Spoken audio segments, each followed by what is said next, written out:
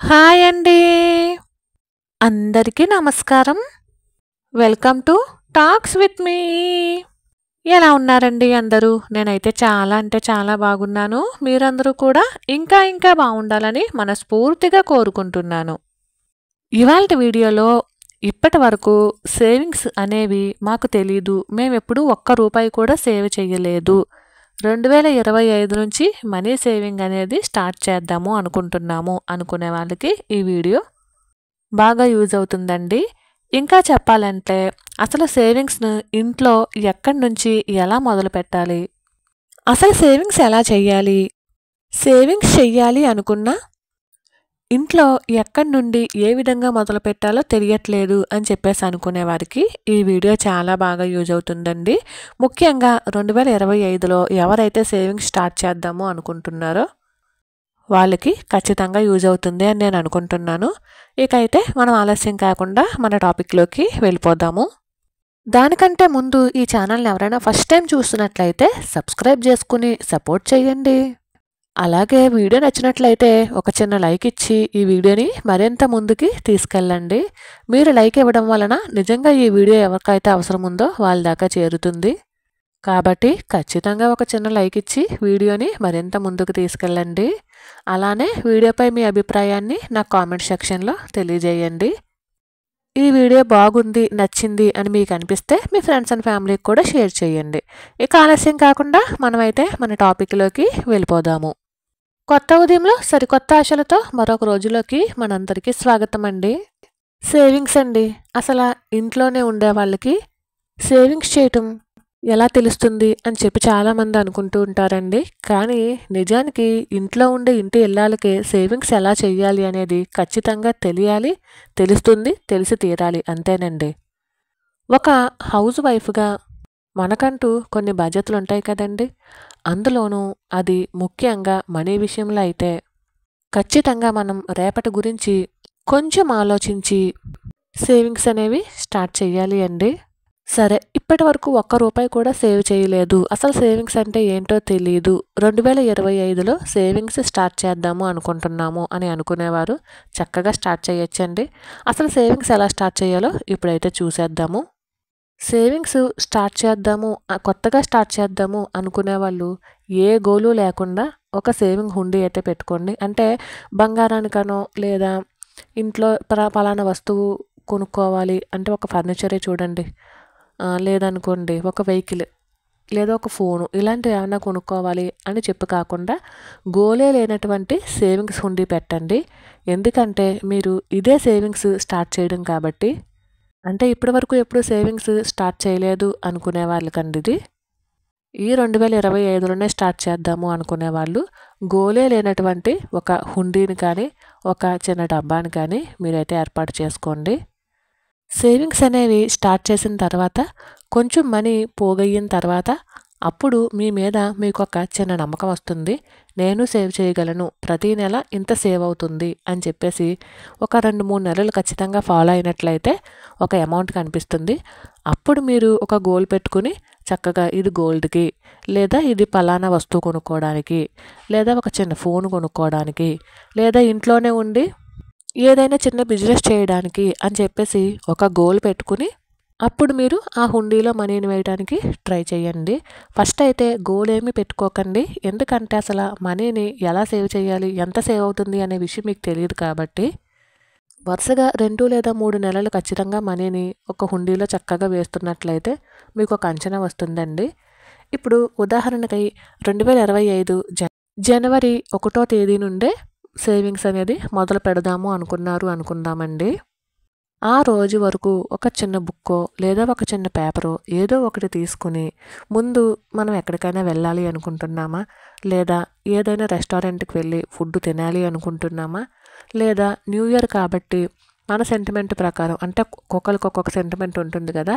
New year కాబట్టి కొత్త బట్టలు కొనుక్కోవాలనో, లేదా గోల్డ్ వస్తువు కొనుక్కోవాలనో, లేదా గుడికి వెళ్ళాలనో ఇలాగా చిన్న చిన్న సెంటిమెంట్స్ అంటూ ఉంటాయి కదా. వాటిని చక్కగా ఒక పేపర్ మీద అయితే రాసుకోండి. ఎక్కడికి వెళ్ళాలనుకున్నా, ఏది కొనాలనుకున్నా, ఏమి తినాలనుకున్నా డబ్బులు ఖర్చు పెట్టే విషయంలో మాత్రం ఒక చిన్న బుక్కో ఒక చిన్న పేపరో తీసుకుని దాని మీద చక్కగా రాసుకోండి. ఇక్కడ నేను ఉదాహరణకి గుడికి వెళ్తున్నాము అనుకుందాము. ఇక్కడ నేను ఉదాహరణకి మాత్రమే చెప్తున్నానండి. చాలామందికి న్యూ ఇయర్ రోజు గుడికి వెళ్ళే సెంటిమెంట్ ఉంటుంది. కేవలం ఈ గుడికి వెళ్ళేది మాత్రం ఉదాహరణ చెప్తున్నాను అర్థం అవ్వడం కోసం. ఇప్పుడు మీరు ఏదైనా ఒక గుడికి వెళ్ళారు అనుకుందాము. అక్కడికి 100 రూపాయలు తీసుకెళ్ళాము అనుకుందామండి. మనం టెంకాయ సెట్ అవి కొంటూ ఉంటాం కదా, అది 50 రూపాయలు చెప్పాడండి. మనము 30 రూపాయలకి అడిగైతే తీసుకున్నాము. ఆ 20 రూపాయలు మన పేపరు ఇందాక రాసుకున్నాం కదండి, ఆ పేపర్లో పెట్టేయడము లేదా పర్సలో వెనకాతల వైపు పెట్టుకోవడము చేయాలి. అలానే అక్కడ మనం దీపాలు అవి వెలిగిస్తూ ఉంటాము. ఒక చిన్న దీపం సెట్ తీసుకున్నాం అనుకోండి, అదొక 20 రూపాయలు అవుతుంది అనుకుందాము. అలానే హుండీలో ఒక 10 రూపాయలు వేస్తాము. అలానే దక్షిణ ఒక 10 రూపాయలు ఇచ్చాము అనుకుందాము. గుడి బయట ఎవరికైనా ఒక 10 రూపాయలు దానం చేసాము అనుకుందామండి. మొత్తం అప్పుడు ఎంత అవుతుందండి? 80 రూపాయలు అయితే కంప్లీట్ అవుతుంది. ఎందుకంటే ఈ గుడికి వెళ్ళినా సరే మనం మన పర్సులోంచి ఆ 100 రూపాయలు తీయాలి కాబట్టి ఇక్కడ నేను ఉదాహరణగా గుడి తీసుకున్నాను. అందులోకి జనవరి 1 కాబట్టి సెంటిమెంట్గా చాలామంది గుడికి వెళ్తారు అనే ఉద్దేశంతో నేను సెంటిమెంట్గా కూడా గుడి అనేది తీసుకున్నాను. ఇక్కడ ఉదాహరణ మాత్రమేనండి ఇది. ఇందాక మనం బేరం అడిగినటువంటి 20 రూపాయలని ఇంటికి వచ్చిన తర్వాత మన హుండీలో మనం వేసేసుకోవాలండి. ఇక్కడి నుంచే పొదుపుని మొదలు పెట్టాలి అనేది ఇక్కడ నా ఉద్దేశము. మనం ఎక్కడికి వెళ్ళినా డబ్బులన్నీ అవగొట్టుకుని రాకూడదండి. ఇంటికి ఎంతో కొంత తీసుకుని రావాలి. మన చిన్నప్పుడు మన పెద్దవాళ్ళు చెప్తూ ఉంటారు కదండి, మీరు బయటికి వెళ్ళినప్పుడు ఏమైనా కొనుక్కున్నప్పుడు ఖాళీ పర్సుతో మాత్రం ఇంటికి రావద్దు, అలా రాకూడదు, మంచిది కాదు అని. ఆ మాటని ఫాలో అయ్యి మనం ఆ రోజు ఏం కొన్నా, ఆ రోజనే కాదండి, బయటికి వెళ్ళినప్పుడు ఏం కొన్నా కూడా కనీసం ఒక 10 రూపాయలైనా రిటర్న్ వచ్చేటట్టు ప్లాన్ చేసుకోవాలి. ఇప్పుడు అదే రోజు కూరగాయలు తీసుకున్నామండి. కూరగాయలకు కూడా మనం 100 రూపాయలు పట్టుకెళ్ళాం. ఇక్కడ అన్ని చాలా చిన్న చిన్న అమౌంట్లతోనే ఉదాహరణలు చెప్తున్నానండి. ఇలానే ఉండాలని ఏమీ లేదు. 100 రూపాయలు పట్టుకెళ్తే 10 రూపాయలు వెనక్కి తెచ్చుకున్నాము. అలానే ఫ్రూట్స్కి 500 ఖర్చు అయింది అనుకోండి, 50 రూపాయలు మిగిల్చుకున్నాము బేరమాడి. ఆ 50 రూపాయలు ఇంటికి తెచ్చుకున్నాము. రెస్టారెంట్కి వెళ్ళాము, 1000 రూపాయలు ఖర్చు అవుతాయి అనుకున్నాము, కానీ 800 ఖర్చు పెట్టాము. 200 వెనక్కి తెచ్చుకున్నాము అనుకుందాము. ఇవన్నీ ఉదాహరణలే. లేదా స్నాక్స్ ఏమైనా కొనుక్కున్నామండి, 100 రూపాయలకి అనుకున్నాము. 90 రూపాయలకి స్నాక్స్ కొనుక్కుని కనీసం 10 రూపాయలు వెనక్కి ఇంటికి తెచ్చుకోగలిగితే అదే మన పొదుపు అవుతుంది. అప్పుడు ఓన్లీ ఈ ఒక్కరోజే మనం ఎంత పొదుపు చేసాము అనేది ఆ కాగితం మీద రాసుకుంటాము. అలానే ఈ జనవరి నెల 31 రోజులు కూడా ప్రతిరోజు మనం ఖర్చు పెట్టే ఖర్చుని ఇలానే రాసుకుంటూ ఆ హుండీలో వేసుకోగలిగితే జనవరి నెల మొత్తం కూడా ఎంత ఖర్చు అయ్యింది అనేది మనం ఆ బుక్ను లేదా పేపర్ను చూస్తే తెలుస్తుంది. హుండీని తెరవనవసరం లేదండి, హుండీ నిండే వరకు అలాగే ఉంచేద్దాము. ఇది 3 నెలలకు నిండుతుందా, 6 నెలలకు నిండుతుందా, లేదా 1 ఇయర్కి నిండుతుందా అనేది మనం హుండీ సైజు బట్టి, అంటే మనం ఎంత సైజు హుండీ పెడితే దాన్ని బట్టి ఉంటుంది. స్టార్టింగ్ కాబట్టి నా ఉద్దేశం ప్రకారం చిన్న సైజు హుండీనే పెట్టుకోండి. ఎందుకంటే మనం త్వరగా హుండీ నిండిపోతే మనకి ఒక చిన్న సంతృప్తి, వామ్మో ఇంత మనీని పోగు చేసాము ఇంత తక్కువ టైంలోనే అని చెప్పేసి అనుకుంటాం. కాబట్టి సేవింగ్స్ ఒకసారి అలవాటు అయిన తర్వాత ఎంత పెద్ద హుండీ పెట్టుకున్నా కూడా ప్రాబ్లం అయితే ఉండదు. మనం ప్రతిరోజు కూడా ఏదో ఒకటి కొంటూనే ఉంటామండి. ప్రతిరోజు కొనకపోయినా వారానికి ఒక్కసారైనా కూరగాయలు కొంటాము, ఫ్రూట్స్ కొంటాము, ఇంటికి కావాల్సిన వస్తువులు ఏదో ఒకటి వారానికి ఒకసారైనా కొంటాం కదా. అలా కొన్నప్పుడు ఒక 500 కానీ తీసుకువెళ్ళినట్టయితే ఒక 50 రూపాయలు మిగిల్చుకోవడానికి ట్రై చేయాలండి. అదే సేవింగ్స్ అవుతుంది. అలానే ఇప్పుడు పండగ సీజన్ మొదలైన తర్వాత ఆల్రెడీ ఈ వీడియో లాస్ట్ వీడియోలో చెప్పాను. మనలో చాలామందికి పండగలో పుట్టింటి వాళ్ళు కానీ అత్తింటి వాళ్ళు కానీ బట్టలు పెట్టే సాంప్రదాయం ఉంటుంది. ఈసారి బట్టలు కాకుండా మనీ రూపంలో ఇమ్మని చెప్పేసి అడగండి.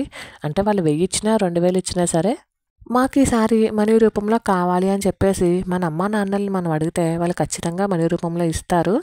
అప్పుడు మనం వాటిని సేవ్ చేసుకోవాలన్నమాట. ఇలానే సేవింగ్స్ అనేవి స్టార్ట్ చేయాలండి. లేదనుకోండి మన హస్బెండ్స్ ఎంతో కొంత మనీని అయితే ఇస్తారు కదండి బట్టలు తీసుకోవడానికి మనకి పిల్లలకి. కనీసం ఒక 5000 ఇస్తే అందులో 500 మిగిల్చుకోవడానికి ట్రై చేయాలి. అవే సేవింగ్స్ అవుతాయి. ఇప్పటి వరకు సేవింగ్స్ చేయలేదు కాబట్టి సేవింగ్స్ చేయడం అనేది స్టార్టింగ్లో కొంచెం కష్టంగానే ఉంటుందండి. ఒకసారి సేవింగ్స్ అలవాటు అయిన తరువాత దాంతో మనకి ఇష్టమైనటువంటి వస్తువులను కానీ గోల్డ్ కానీ తీసుకున్నప్పుడు ఇక నుంచి మనం సేవింగ్స్ ఆటోమేటిక్గానే చేస్తూ ఉంటాము. ప్రయత్నిస్తేనే కదండి సేవింగ్స్ చేయగలము లేదా అనేది తెలుస్తుంది. కాబట్టి ఎవరైనా సరే సేవింగ్స్ స్టార్ట్ చేద్దాము అనుకున్నప్పుడు ఈ విధంగా ట్రై చేయండి. మనం సేవింగ్స్ చేయడంతో పాటు మన పిల్లలకు కూడా సేవింగ్స్పై అవగాహన కల్పించాలి. మన సాంప్రదాయ సంస్కృతులను నేర్పించడంతో పాటు మనీ సేవింగ్స్ కూడా పిల్లలకి ఖచ్చితంగా నేర్పించాలి అనేది నేను అనుకుంటున్నాను. మరైతే ఇదేనండి వాళ్ళ వీడియో. ఈ వీడియో కనుక మీ అందరికీ నచ్చినట్లయితే please like, share and subscribe. మరైతే ఉంటానండి. Thank you for watching. Bye.